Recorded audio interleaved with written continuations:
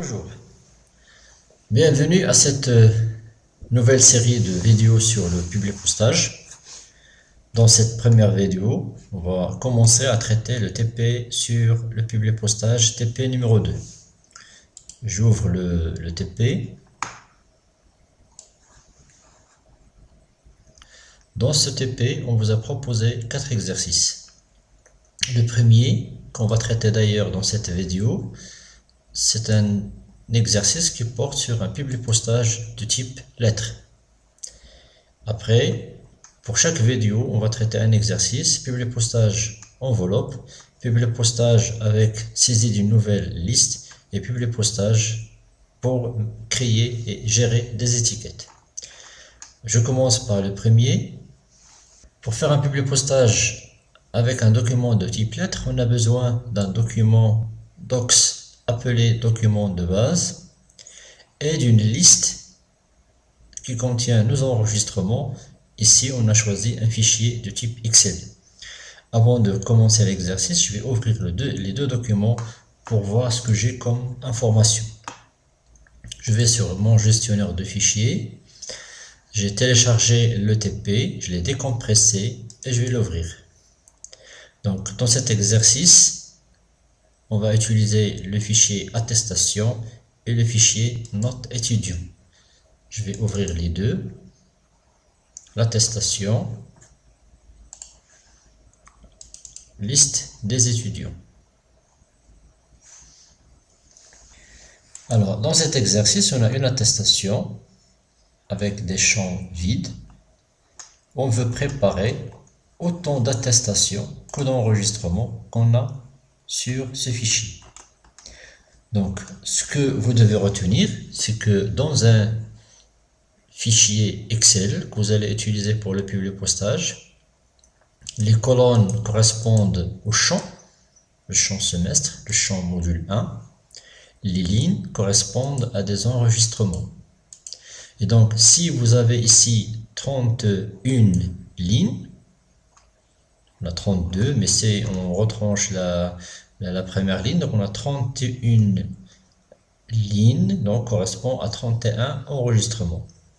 Et donc, quand je vais faire le publipostage, à la fin, je dois trouver 31 documents différents.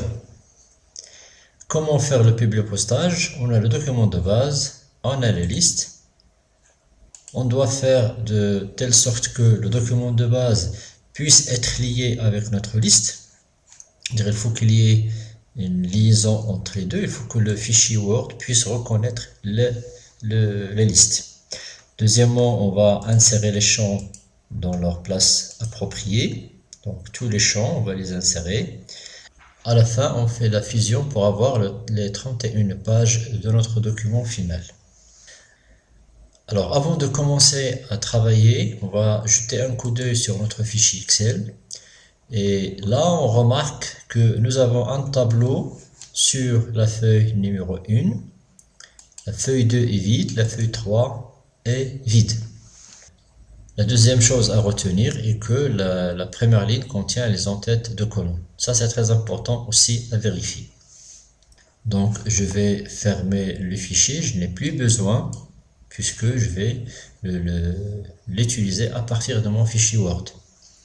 Je vais aller sur le menu publipostage et là vous avez deux méthodes pour faire votre travail, soit à partir de la barre d'outils que vous avez devant vous, soit à partir du bouton démarrer la fusion et vous choisissez de se faire assister.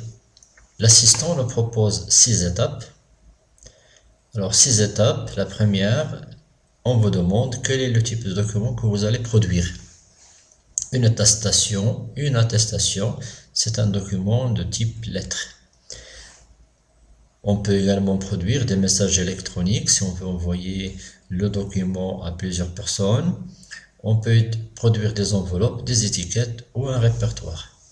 La différence entre un répertoire et une lettre réside dans le fait qu'une lettre est destinée à une personne et donc à la fin de la lettre, il faut mettre un saut de page pour séparer les documents. Alors qu'un répertoire, à la fin d'un document, vous avez le document suivant qui va s'enchaîner.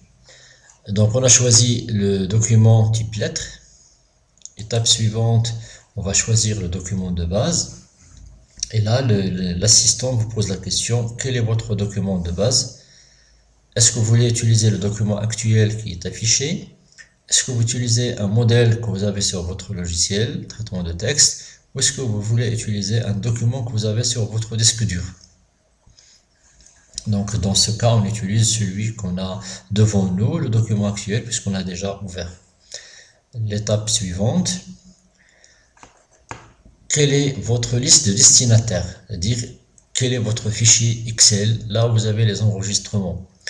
Utilisez une liste existante. Est-ce que ce fichier est déjà sur votre disque dur? C'est le cas pour nous, c'est le fichier qu'on a, le fichier note étudiant qu'on a déjà sur le disque dur. Est-ce que vous voulez utiliser des contacts à partir d'Outlook? C'est le cas si vous utilisez une messagerie. Par exemple, si ici on avait choisi message électronique, alors là on pourra utiliser la sélection à partir de contacts Outlook. Ou bien on n'a pas de liste, on va saisir une nouvelle liste. C'est le cas de l'exercice numéro 3. Donc là on dit que notre liste existe, on va lui montrer le chemin. On va montrer notre traitement de texte site liste, c'est-à-dire on va lui montrer le chemin pour arriver à cette liste qui se trouve dans dossier téléchargement. D'accord, donc ça le chemin qu'on doit lui montrer. Donc je clique sur parcourir, je vais sur téléchargement, je vais sur TP publier postage et là je lui montre le fichier note étudiant et je clique sur ouvrir. Là, je me retrouve avec une autre question sur laquelle je dois faire un choix. Le choix, c'est par rapport à mes données, où est-ce qu'ils sont? Est-ce qu'ils sont dans la feuille 1, la feuille 2, la feuille 3, ou est-ce qu'ils sont dans un tableau filtré préparé par le logiciel? On avait dit que la première ligne contient les en-têtes de colonne, et donc il n'y a pas de problème, on choisit directement la feuille 1. Si votre document Excel ne contient pas les en-têtes de colonne dans la ligne 1, à ce moment-là, il faut choisir la base filtrée qui prend en compte juste le tableau. Donc, je prends la feuille 1. Voilà, donc là, vous voyez que mon traitement de texte est allé lire le tableau. Et donc, je vais valider. Donc, le document de base reconnaît maintenant mon fichier Excel. Je vais écrire les lettres. Alors, écrire les lettres, ça veut dire écrire les champs dans leur place appropriée. Pour faire cette opération, vous cliquez sur l'emplacement approprié à un champ, par exemple le champ nom, et donc vous allez sur autre élément et vous allez choisir le champ. Nom, insérer, fermer, numéro d'ordre, autre élément, insérer, fermer, la même chose, module 1, insérer, fermer, module 2,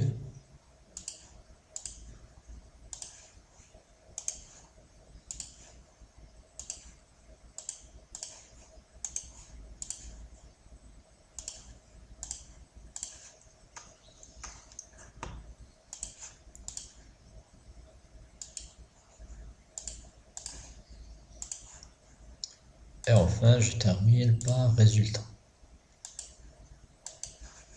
Une chose importante à laquelle vous devez faire attention, quand on a inséré les champs, on remarque qu'il y a des champs comme filière, semestre, qu'on n'a pas inséré. Donc si vous avez un tableau Excel avec un certain nombre de champs, vous n'êtes pas obligé d'insérer tous les champs. Donc, vous insérez les champs qui correspondent à votre document de base. Les autres, on ne va pas les toucher. Bien. Donc j'ai inséré les champs. Je passe à l'étape suivante, c'est l'aperçu. Je peux déjà commencer à voir mes attestations. Et donc là, je peux, à partir de ce bouton, changer les enregistrements. Et comme ça, je peux voir les lettres qui sont déjà prêtes. Bien, donc on a vu les attestations. Maintenant, on passe à la fusion. Donc la fusion, vous avez deux choses. Soit vous imprimez votre document, vos attestations, les 31, directement vers une imprimante. Donc là, vous avez les 31 pages sur du papier. Soit vous préparez les 31 pages dans un fichier pour avoir la possibilité de les modifier individuellement ou de les garder, de garder ce fichier-là. Donc je clique sur modifier les lettres individuelles et là je lui dis que je veux tout, ou bien je peux préciser que je veux l'enregistrement 4, l'enregistrement 9, etc. Bien, je vais tout fusionner. Et donc là, vous voyez que on a 31 pages qui sont prêtes.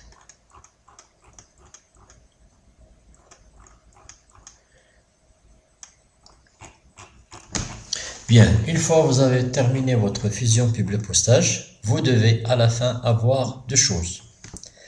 Vous devez avoir deux documents traitement de texte. Celui à gauche, c'est celui qui contient le document de base avec les champs.